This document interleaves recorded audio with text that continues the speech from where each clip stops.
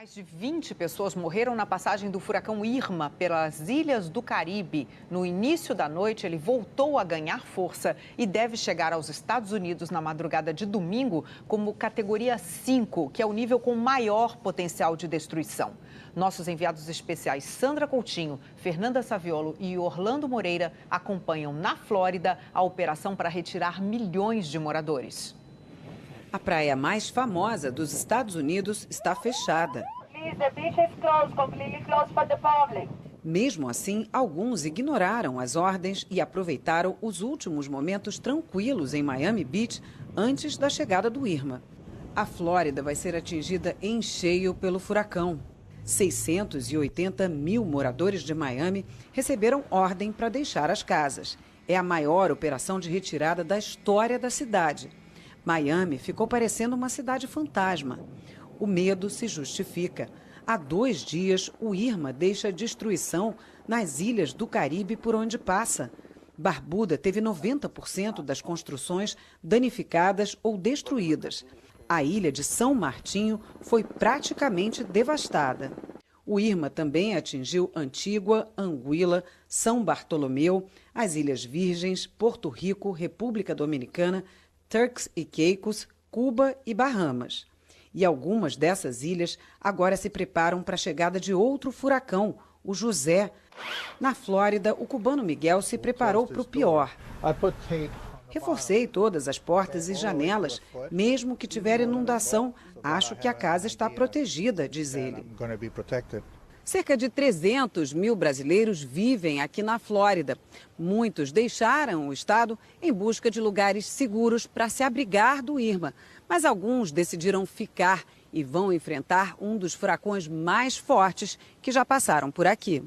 Aline e Marco se mudaram para Miami há 1 ano e nunca viram nada parecido, mas estão confiantes. Primeiro porque a gente confia na casa e acho que aqui não é uma área que vai ter muito problema. Mas segundo, não tem para onde ir. Então a gente falou, não, vamos fechar a casa, comprar todas as coisas e acho que está tranquilo. A despensa também está abastecida. A gente comprou aqui bastante água, não tinha mais água normal, então a gente teve que comprar o que tinha, água com gás. Essa é a última etapa dos preparativos. A gente vai encher a banheira porque se falta água, pelo menos tem alguns dias para as crianças tomarem banho. Tudo que estava no jardim veio para a sala. Júlia e Arthur, de 3 e 5 anos, encaram tudo como se fosse uma grande aventura. Olha, acho que aqui a gente vai ficar bem protegido, não vai, Arthur? Sim. Você garante? Me garante. Um terremoto fortíssimo atingiu o México na madrugada de hoje. Até o momento, as autoridades confirmaram 61 mortes e ao menos 200 pessoas ficaram feridas. A bandeira do México continuou de pé, mas o prédio ficou desfigurado. A força da natureza veio como um bombardeio sobre o sul do país.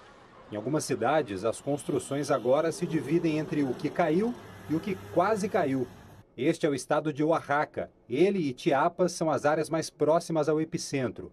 O tremor de 8,2 graus foi no Oceano Pacífico às 11h49 da noite, hora local. E também foi sentido na Guatemala. Desde então, já houve perto de 400 tremores secundários. Na cidade do México, a quase 800 quilômetros do epicentro, as lâmpadas balançaram. O chão e as paredes tremeram e muitos mexicanos saíram assustados.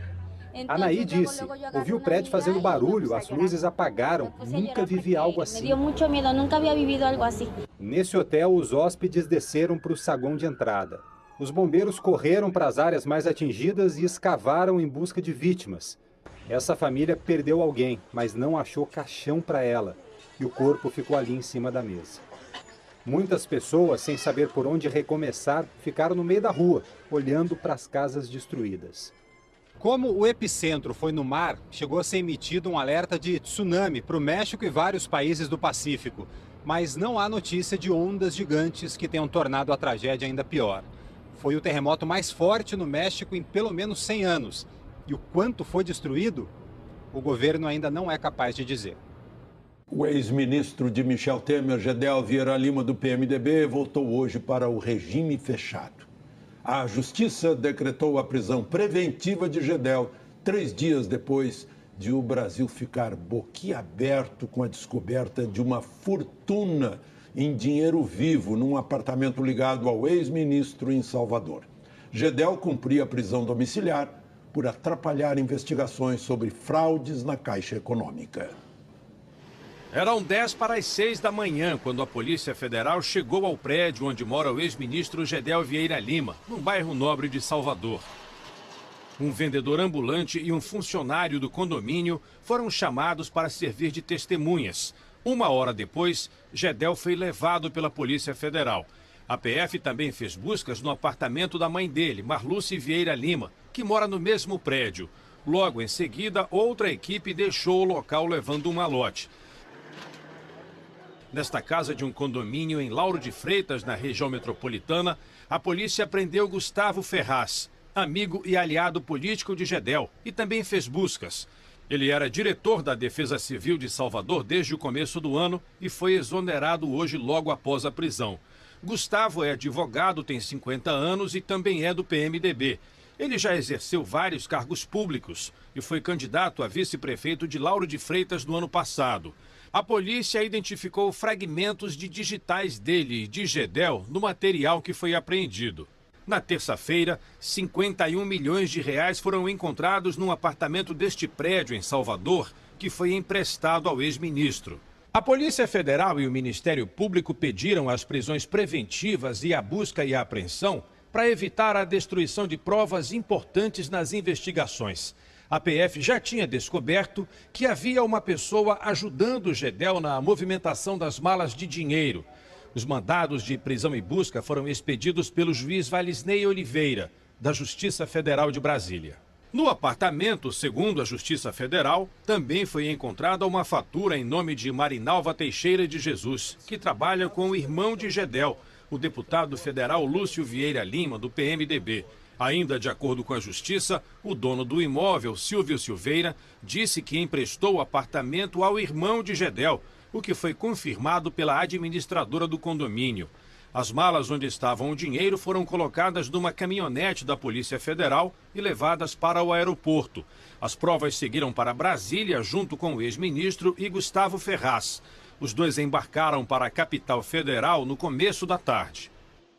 A prisão de Gedel Vieira Lima trouxe uma preocupação ao Palácio do Planalto, que agora teme uma possível delação premiada. O presidente Michel Temer não comentou o assunto. A primeira manifestação do presidente hoje foi nas redes sociais. Demonstrou solidariedade às vítimas do terremoto no México, além dos atingidos pelo furacão no Caribe. Mas é outro desastre que realmente preocupa Michel Temer. Tem nome, sobrenome e está a poucos quilômetros do Planalto, na Papuda, Gedel Vieira Lima. Mas sobre isso, silêncio absoluto.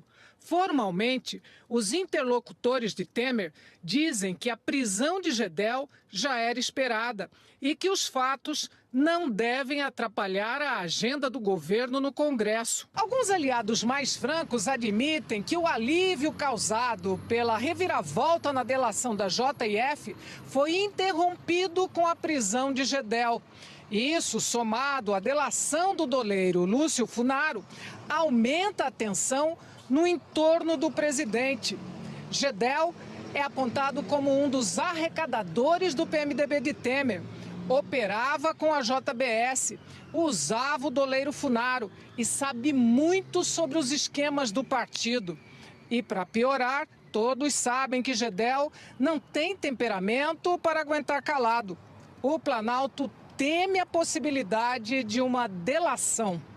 Aliados calculam que Gedel pode dizer que agia só ou a serviço de quem estava nessa empreitada milionária.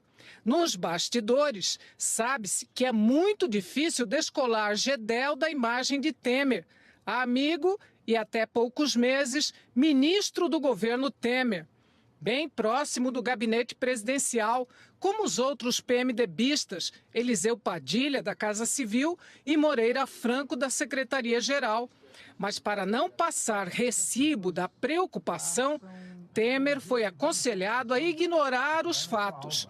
Logo que o amigo Gedel chegou preso a Brasília, o presidente divulgou um vídeo destacando os fatos positivos da semana.